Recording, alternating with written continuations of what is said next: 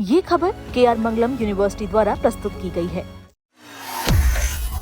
हिमाचल प्रदेश से आई एक बड़ी खबर ने सरकारी योजनाओं के चयन प्रक्रिया में बड़ा बदलाव करने की दिशा दिखा दी है। अब प्रधानमंत्री आवास योजना ग्रामीण यानी PMAYG के तहत लाभार्थियों के चयन में सिर्फ कागजी प्रक्रिया नहीं चलेगी, बल्कि ग्राम सभा और AI दोनों की भूमिका अहम होने वाली है। दरअसल पात्र परिवारों के चयन को अधिक पारदर्शी और जवाबदेह बनाने के लिए हिमाचल प्रदेश ग्रामीण विकास निदेशालय ने आवास प्लस प्रणाली में पोस्ट डिलीशन मॉड्यूल लागू कर दिया है। इसी नई व्यवस्था के जरिए प्रदेश की अंतिम स्थायी प्रतीक्षा सूची तैयार की जाएगी, यानी अब ये प्रक्रिया पहले की तुलना में कई स्तरों पर जांच के बाद ही पूरी होगी। नई व्यवस्था के तहत सबसे पहले डिलीशन प्रक्रिया पूरी की जाएगी। इसके बाद सिस्टम एक प्राथमिकता सूची तैयार करेगा, लेकिन ये सूची अंतिम नहीं होगी। अब असली जिम्मेदारी ग्राम सभा की होगी। सिस्टम से तैयार हुई प्राथमिकता सूची को संबंधित पंचायत की ग्राम सभा के सामने रखा जाएगा। ग्राम सभा तय मानकों के आधार पर हर परिवार की पात्रता और प्राथमिकता की जांच करेगी। कौन वास्तव में योजना का हकदार है और कौन नहीं, इसका सत्यापन ग्राम सभा करेगी।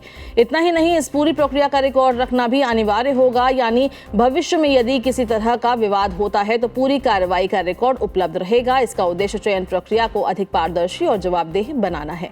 लेकिन सबसे दिलचस्प बदलाव ये है कि अब सिर्फ इंसानी सत्यापन नहीं होगा, बल्कि AI भी इस पूरी प्रक्रिया का हिस्सा बनेगा। नई व्यवस्था के अनुसार ग्राम सभा की बैठक के जियो टैग्ड और टाइम स्टैम्प्ड फोटो अपलोड करना अनिवार्य होगा, यानी ये भी रिकॉर्ड होगा कि बैठक कब हुई और कहां हुई। इसके अलावा बैठक की कार्रवाई का प्रारूप सिस्टम अपने आप तैयार करेगा। इसके बाद पंचायत प्रतिनिधियों के हस्ताक्षर और आधिकारिक मुहर वाले दस्तावेजों का AI आधारित सत्यापन किया जाएगा, यानी कि तकनीक ये जांचने में मदद करेगी कि दस्तावेज सही हैं या नहीं और पूरी प्रक्रिया निर्धारित समय के नियमों के अनुसार हुई है या नहीं। सरकार को उम्मीद है कि इस नई व्यवस्था से फर्जी दस्तावेजों, गलत चयन और अपात्र लोगों को लाभ मिलने जैसी समस्याओं में कमी आएगी। साथ ही वास्तविक जरूरतमंद परिवारों तक योजना का लाभ अधिक पारदर्शी तरीके से पहुंच सकेगा। लेकिन अगर किसी पात्र परिवार का नाम सूची में नहीं आता है तो क्या होगा? नई व्यवस्था में इसके लिए भी प्रावधान रखा गया है। यदि किसी परिवार को लगता है कि वो पात्र होने के बावजूद ग्राम सभा की स्वीकृति